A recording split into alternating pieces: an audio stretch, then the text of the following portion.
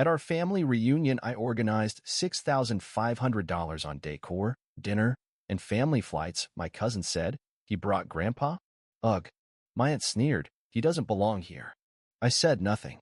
I just smiled, stood by Grandpa, and cut off their $1,200 monthly gift with a legal notice the next morning.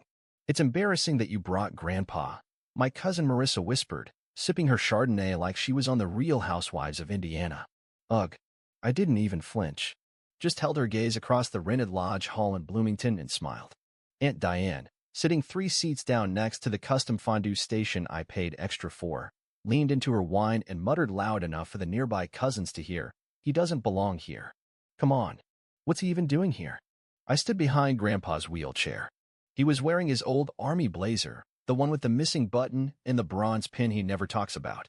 His hearing aid was off. Thank God. He didn't hear them. But I did. I looked around the banquet hall. Every detail was mine. The garlands, the string lights, the professional photographer near the generations of love backdrop. I'd flown in relatives from 4 states, chartered transport from Cleveland, and prepaid for 80 steak dinners with vegan options. Cost me exactly $6,482, not counting the cash tip I gave the jazz band warming up in the corner. I even booked this weekend on Memorial Day for Grandpa. Because he served. Because he mattered. But to them, he was an inconvenience. A reminder of something old and fragile. A detail that didn't fit the Instagram aesthetic. I tightened my grip on the wheelchair handles. "You doing okay, Grandpa?" I asked softly. He nodded with watery eyes. "Haven't seen the family in so long," he whispered. "Thanks for bringing me, son. I really needed this." I smiled at him. And in that moment, while the cousins laughed at private jokes and my aunt scrolled her phone, I made a decision. Not with drama. Not with rage. With calm. The next morning, I emailed Aunt Diane and Marissa a PDF.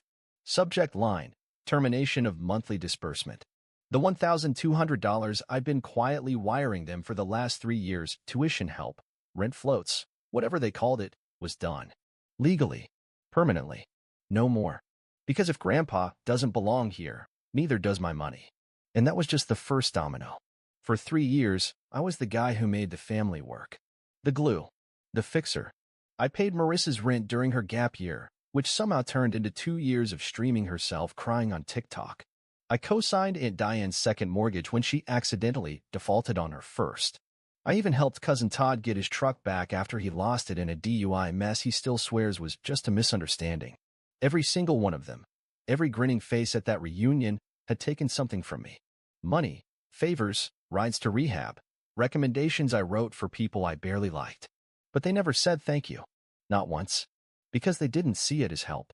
They saw it as debt repayment. "You owe us, remember?" Marissa once texted me when I told her I couldn't float her rent again. Because when my mom died and Dad left me with Grandpa while he found himself in Arizona, it was Diane who took me in. For 3 months. When I was 9. I guess 3 months of couch space equals $47,000 in lifetime IOUs. And they never let me forget it. After I cut off the payments, I stayed quiet. No post. No statement. Just silence. It took less than a week for the text to start. "Marissa. You forgot the rent." Then, "Tell me this is a joke, LOL." Then, "Are you seriously doing this over Grandpa? That's sick." Aunt Diane went full mob boss by day 3. "I don't know what kind of power trip you're on, but you better figure it out fast. Your mother would be ashamed." The mother card. Always the mother card. Funny, because Mom never once said a bad word about Grandpa. Even when Dad tried to rewrite history after her funeral, claiming Grandpa was never really part of the family. A lie I believed until I started going through Mom's old emails 2 months ago and found years of private conversations with Grandpa. Sweet ones. Loving. Full of worry about me. About what would happen to me if I stayed too close to the family. Guess I finally got my answer. The blowback didn't stop at the messages. For days after the reunion, a post showed up on Facebook. A public one. From Aunt Diane, complete with a photo from the event, a wide shot of the hall. And in the corner, there I was, standing behind Grandpa's wheelchair. Her caption? "Some people throw money around to feel important. But real family shows up with love, not cameras and receipts. So blessed to have real support from my beautiful daughter." Real support? I paid for her flight. And Marissa's hotel. And their Uber from the airport. but they loved to rewrite the story. So I let them. For 3 days. While I pulled files, receipts, screenshots, and one audio recording from last Thanksgiving. That one was the gold mine. Here's what happened.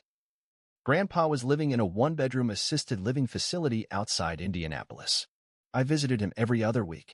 Quiet visits. No one knew. One afternoon, I showed up early and caught Aunt Diane in his apartment. She didn't hear me at first. Her voice echoed from the kitchen. "You're lucky he pays for this place," she was saying. "But don't get used to it, old man. He's not going to keep this up forever. Once he gets a girlfriend, you're back in a home." I stood in the hallway, recording on. My hands were shaking. She walked out, saw me, and froze. "Oh, just talking," she said with a smile. "He gets confused sometimes." I smiled back. "Yeah, so do you." I held that recording until the day the Facebook post dropped. Then I sent it to every family group chat. No caption, just the file. 1 minute and 30 seconds of Aunt Diane's voice. The message bubbles went still for hours. No typing, no reactions, just digital silence. Until Todd's sweet, useless Todd broke it. "Dude, are you spying on us?" That's when I dropped the folder. A full Google Drive link.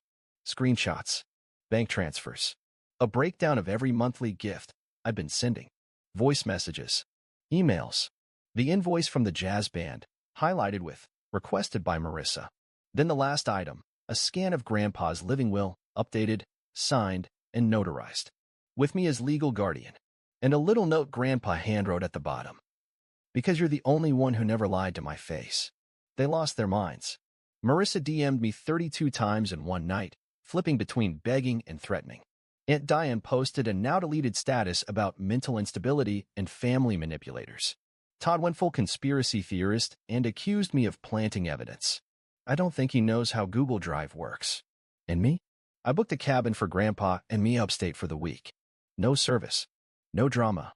Just some real jazz on vinyl and a man who actually smiled when he saw me walk into the room. But I wasn't done. Because what they didn't know was that the $1,200 a month wasn't even the full amount I'd been sending them. There were side payments. Venmo, Cash App, grocery deliveries, tax help. Over $19,000 in 2023 alone. And I had every receipt. The question was, when to go public. Because people like them don't just learn. They only understand loss. And I was just getting started. It was Marissa's 30th birthday. Of course, she threw a party. At a vineyard. In Michigan. With a guest list that included half the extended family and a drone photographer. And despite the meltdown after the reunion, I got an invite. Well, technically, I wasn't invited. I was CC'd on the invite with 40 others. No message. No direct contact. But I RSVP'd, yes. I wasn't coming to celebrate. I was coming to finish it. I didn't come alone. I brought Grandpa. In a charcoal suit. Fresh haircut. Polished shoes. He looked better than half the guests there. And I brought a flash drive. The vineyard had a presentation room. You know, one of those sleek wood-paneled halls with a screen, projector, and Bluetooth speakers. Marissa rented it for the slideshow. Memories of Marissa, the agenda said. Right before champagne toasts. I waited until the lights dimmed and people settled in. Marissa stood at the front, grinning in a $700 rental dress. Aunt Diane was already misty-eyed. She clicked the remote to start the slideshow. That's when I stepped forward.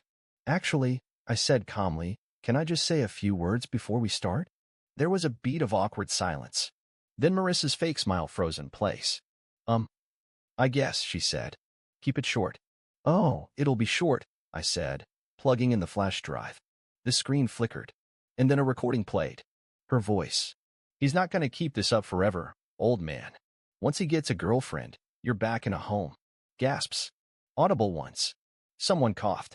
Aunt Diane actually whispered, "Oh my God." I let it run for 10 more seconds. Then clicked Next. And the Google Drive folder appeared. Slide by slide. $1,200 monthly payments to Diane and Marissa, listed by date. Grocery orders I paid for under Todd's name. Screenshot of Marissa asking me to fake a W-2 for a rental app. Venmo receipts for therapy that turned out to be a bachelorette spa weekend. Then the texts. The one where Marissa called Grandpa. He's just barely there these days. The one where Aunt Diane said, let's keep him alive long enough to get the condo. And then the video from Thanksgiving. I'd installed a doorbell cam at Grandpa's apartment a year ago. They didn't know. On screen, Aunt Diane showing up unannounced, letting herself in with the emergency key I'd given her. He doesn't need cable, she's saying in the video. Maybe we don't need cable, just seems like wasted money. Then she opens his medication drawer. Still too many left. We could probably stretch this another week. The room went dead silent. Marissa's face turned white. Grandpa sat quietly in his seat, staring at the screen like he was watching a documentary about someone else's life, until he turned to Diane and said, loud and clear, "I remember that day. You told me you loved me and took my wallet when I went to the bathroom." Then he looked at me. "Play the last one." I nodded and hit play. It was a voicemail. "Aunt Diane, for days after I cut off the money, we took you in. We raised you. You wouldn't have anything if it weren't for us. You owe us, and you owe him. He's been hanging on since '09. No one expected that. You keeping him alive is just dragging this out." She didn't know she was being recorded, but now the whole family knew. I unplugged the flash drive and looked around. No one was clapping. Todd looked like he wanted to crawl into the wine barrels. Cousin Becky had her hand over her mouth, whispering "oh wow" to her boyfriend. Even the vineyard staff was frozen in the corner. Then, from the back of the room, someone stood up. It was Uncle Rick. Quiet guy. Never got involved. He pointed at Aunt Diane and said, "You told us he was delusional. You said he was draining your money. You said you were paying for everything." Then he looked at Marissa. "You took money from him and posted about manifesting abundance like you earned something." She tried to speak, but someone else stood up. Then another. Then Grandpa. He didn't raise his voice. Didn't need to. He turned to the crowd and said, "I never asked for their money. But they never asked if I was okay, either."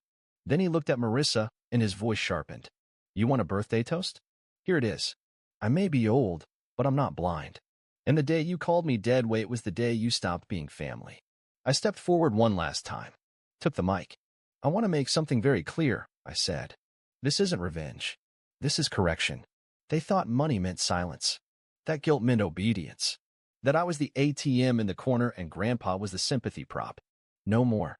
I reached into my bag and pulled out the final envelope. Stamped and signed by a lawyer. "The monthly support has been terminated. The accounts are closed. The taxes are filed. And starting today, any attempt to contact either of us will go through legal counsel." And Diane opened her mouth, but I cut her off. No more texts. No more crying voicemails. No more, but family speeches. You gambled with the one person who actually cared about this family's legacy. And you lost. Grandpa and I walked out of that room together. No applause. Just silence and stares. And the click of my dress shoes on the hardwood floor. Behind me, the screen was still glowing. Paused on the slide titled, "Real Family." And it wasn't their faces on it anymore. It was just me and him. And for once, that was enough. The video went live the next morning at 7 a.m. No dramatic music. No clickbait thumbnail. Just a simple title on a black screen. What they did to Grandpa. What they did to me. I uploaded it to YouTube, Instagram, Facebook, and a Dropbox mirror because I knew they'd try to report it. 17 minutes long. It started with the clip of Aunt Diane in Grandpa's apartment. Then the voicemail. Then a quiet monologue from me, sitting in a dim room, staring into the camera. I never wanted this to be public. I really didn't. But when your own family lies about you, steals from you, and calls the man who raised you dead weight, you stop protecting them. You stop editing the truth. And you show people exactly who they are. Then I showed the receipts. Tens of thousands of dollars sent. Screenshots of Marissa's Instagram captions about abundance 2 days after I paid her overdraft fees. Venmo notes. "Groceries, thank you. Can't make rent again, LOL. You were literally my second dad." Then the text from Diane last Christmas. "If you really cared about family, you'd cover the roof repairs. Marissa's doing her best, okay." Underneath it, the receipt for a rooftop hot tub install. I ended the video with a pan across the living room of Grandpa's new place, our place. I'd moved him in with me. A sunny guest room. TV. Fresh carpet. Fully ADA accessible bathroom. The whole thing funded by me. He looked into the camera and said, "My son didn't abandon me. He saved me." I hit publish and closed my laptop. By noon, it had 11,000 views. By dinner, 78,000. 2 hashtags started trending locally. Hashtag family by choice. Hashtag justice for Grandpa. I got emails from nurses who recognized the facility Diane used to dump him in. One of them wrote, "He was always sweet, just confused why nobody ever visited." An editor from a regional news site reached out. So did a podcast. So did a lawyer offering pro bono help if Marissa or Diane tried to sue for defamation. But the best message came at 11:08 p.m. From Marissa's ex. "You don't know me, but I've been waiting for someone to say it. Marissa stole $4,000 from me in 2020. I have the texts. Let me know if you want them." I did. And I got them. Diane posted that night, of course. A Facebook novel. Families go through seasons. Some choose to shame others online instead of healing. I pray for you. It got 12 likes. Half of them from accounts I'm pretty sure she made herself. Then came the damage control. First, Marissa deleted everything. Her Instagram went dark. TikTok gone. Even her Etsy shop vanished. Then, Todd posted a shaky video of himself rambling about how blood is thicker than screenshots. It got downvoted into oblivion. Aunt Diane tried to twist the narrative on LinkedIn, of all places. She posted a lesson about resilience and betrayal and how being the scapegoat builds character. One comment, "This you," with a link to my video. But I wasn't done, because while they scrambled to rewrite the story, I dropped part 2 of the series. Title: The Real Cost of Being the Family Wallet. This one had charts. A breakdown of every penny sent to Marissa and Diane since 2020. Labeled, dated, annotated. The closing line: "If I'm just the wallet, consider this my receipt." That week, I launched something I'd been planning for months, but never had the nerve to publish. A website. A resource hub for people supporting toxic families. Articles. Forums. Testimonies. The homepage banner. Love doesn't mean limitless access. I hired a friend to run the socials. Within 72 hours, the account had 50,000 followers. I woke up one morning to see a post of Grandpa and me on Reddit. Title: This guy took down his entire freeloading family and protected his grandpa. I want to be like him. Thousands of upvotes. Messages from strangers saying, "Thank you. I thought I was crazy. You gave me the courage to cut off my abusers." And then my inbox pinged again. From a woman named Jennifer. She wrote, "I work at a local charity that supports elder abuse victims. We saw your story. Would you and your grandfather be open to speaking at one of our events?" I asked Grandpa. He smiled, nodded, and said, "Let's give them something they can't lie about." Meanwhile, Diane tried to file a restraining order. Filed it, then immediately withdrew it once she realized it would make all my evidence public. Marissa claimed emotional distress and tried to crowdsource legal fees on GoFundMe. It got taken down in 18 hours after someone linked my video in the comments and posted screenshots of her bragging about the vineyard party. She posted a story on a burner Instagram with a black screen and white text. "You think you've won, but you'll always be alone." I screenshotted it, saved it, and ignored it, because I wasn't alone. That weekend, Grandpa and I sat on the porch of our new place, sipping lemonade. He looked out over the garden and said, "You know what the best part is? You didn't yell. You just let the truth speak." I laughed. "Nah," I said. I shouted it. Just in receipts. Then I checked my phone. A message from a cousin I hadn't heard from in 5 years. "I'm sorry. I didn't know. If I had, I would have spoken up." I didn't reply. Not yet. Because this part wasn't about them anymore. This was about me. And him. And the house we built without their lies. It's been 4 months since Marissa's birthday. 3 since I dropped the second video. 2 since Aunt Diane tried to accidentally bump into me at a farmer's market and got ignored like expired yogurt. And 1 week since Grandpa stood on a stage and said, "My son saved my life by walking away from the rest of it." The silence since has been golden. No texts. No voicemails. No, "Can you help just this once?" I changed my number. I locked my credit. I moved Grandpa into my house and changed every lock that ever led to me. They say blood is thicker than water? Great. So is concrete. Grandpa's thriving. He FaceTimes with a woman named June now. She sends him banana bread and calls him young man. I've never seen him grin like that. And me? I bought a small place downtown. White walls. A coffee machine. No drama. Just space. For me. For peace. Diane still posts cryptic stuff. Some people just want to hurt others. So I bought a billboard outside her town. White text. Black background. Not broken. Just done being quiet. Me and Grandpa. It stayed up 3 weeks. Worth every cent. And then, 2 days ago, I saw Marissa. It wasn't planned. I was in line at a coffee shop. She turned, froze, clutched her overpriced matcha like it might protect her. She looked different. Smaller. Not physically. Just deflated. She opened her mouth, like she might say something. I didn't flinch. Didn't nod. Didn't blink. I turned to the barista and said, "I'll have what she's having, but I'll pay for it myself." Then I walked out, my coffee in one hand, peace in the other. Because I've learned one thing. I didn't ruin the family. I just stopped funding the lie. We visited the vineyard last weekend. The same one from the birthday. For sale, sign out front. Rust creeping up the gates. I snapped a photo. Posted it with, "Karma ages like wine." Then we drove home. Made coffee. Sat on the porch. And breathed. No more knocks. No more guilt. No more what ifs. Even if they found the address again, I wouldn't open the door. Not even for a blood transfusion.